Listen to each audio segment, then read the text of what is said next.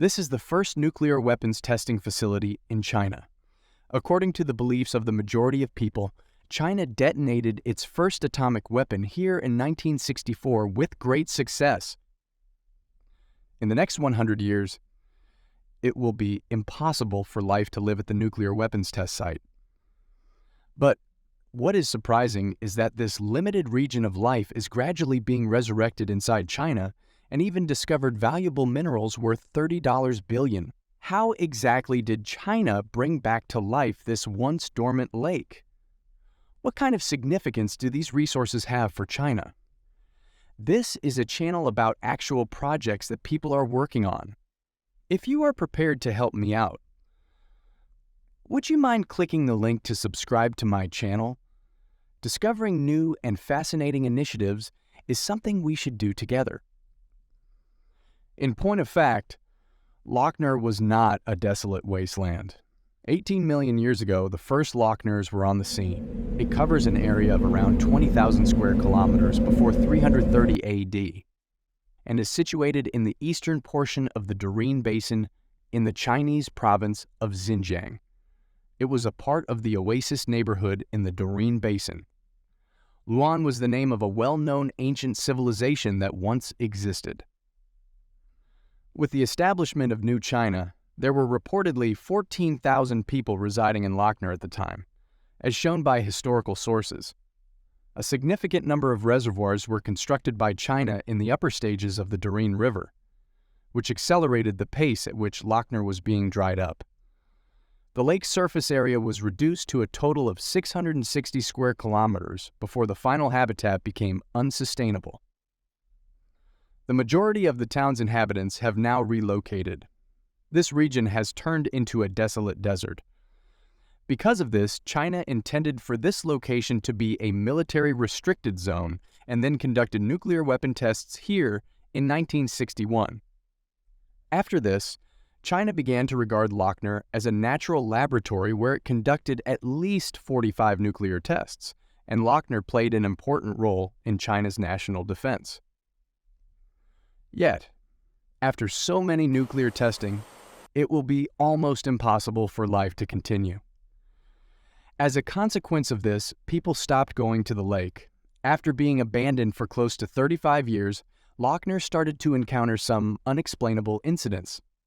Late in the 20th century, a trace quantity of water started to show up in the lower-lying parts of the desert, which piqued the interest of the Chinese geologists who were studying the region at the time.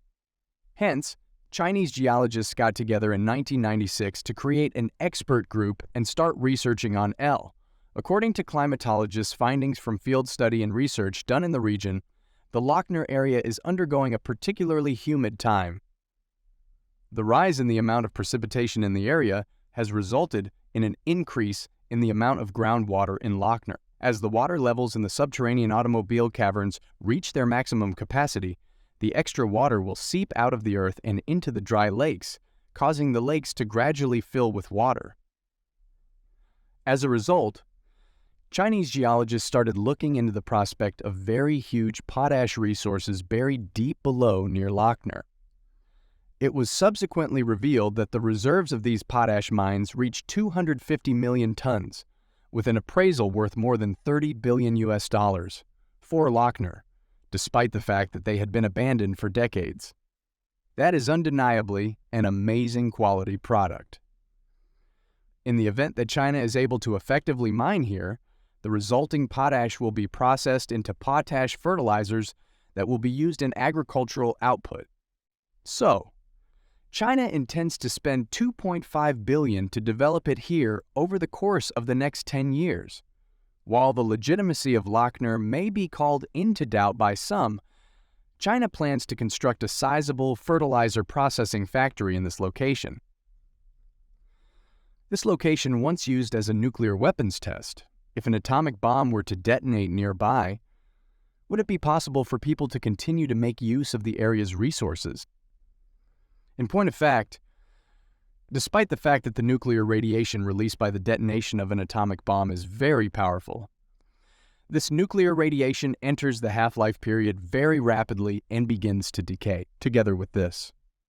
As a result, there will be no risk of nuclear radiation associated with the growth of Lop Nur. What exactly is the significance of these 30 billion ton potash mines to China? Throughout the 1950s, China received assistance from the Soviet Union in the construction of a number of fertilizer facilities. In spite of this, the yearly production of China's chemical fertilizer manufacturers is less than 1 million tons, making it challenging to satisfy the enormous demand for chemical fertilizers in China's home market. Yet, China's population of almost 1.4 billion people is in need of. As a result, China's agricultural production can only go up in terms of units. China is required to apply a substantial quantity of chemical fertilizers to its agricultural land in order to raise the country's annual grain yield while the crop is growing. In point of fact, the vast majority of China's agricultural need for potash fertilizers is satisfied by imports from several foreign nations. In the past, China had to purchase more than 3.8 million tons of potash fertilizer from outside sources each year. The amount of potash fertilizer that is imported into China is more than any other nation in the world. As a result of the dramatic increase in the price of potash fertilizers in other nations, China was forced to agree to pay higher rates in order to continue importing potash fertilizers from other countries. In the same vein, China will be able to save a significant amount of money on the capital expenditures associated with the importation of potash fertilizers. As a result, China has to make up its decision about whether or not to construct this Lop near the potash mining project. With a lot of hard effort over the course of many years, Lop Nur has become the most important potash fertilizer production base in the world. The Lop Nur potash mine project is scheduled to be completely finished and placed into service in the year 2020.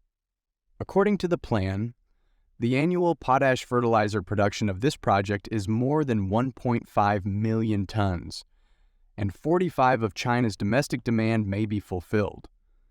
This significantly reduces the degree to which China's need for potash fertilizer is in direct opposition to itself.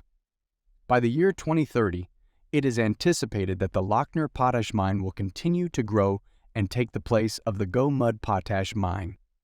The mine is the most important potash-producing center in China. Potassium salts can be converted into potash fertilizers, which will make the expansion of China's fundamental agricultural practices go more smoothly. The current production of grain per person in China has reached 483 kilos, which is far more than the international guideline of 400 kilograms per person. The building of the Lop Nur potash mine will lead to an increase in China's agricultural productivity, which in turn will lead to an increase in China's overall standard of living.